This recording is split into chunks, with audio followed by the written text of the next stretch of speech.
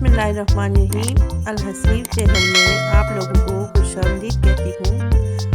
आज मैं आपको बनाना सिखाऊंगी चटनी, धनिया और पुदीना और ग्रीन मिर्च और लहसुन और हाफ कप दूध।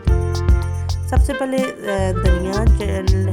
धनिया, पुदीना, ग्रीन मिर्च और लहसुन और नमक ऐड करेंगे इसमें और फिर दूध शामिल कर देंगे। दूध का फ़ायदा ये है कि आपकी चटनी बहुत थिक बनेगी। इसमें पानी मत ऐड करें, कच्चा दूध ऐड करें। और ये देखें, अब मैं इसको ब्लेंडर करूँगी। ये देखें कितनी अच्छी चटनी तैयार हो गई है। इसका कलर आप चेक करें कितना अच्छा आ गया। और ये देखिए चटनी बन के तैयार हो गई है। ये देखिए कितनी अच्छी चटनी से कलर आप चेक करें, ज़बरदस्त।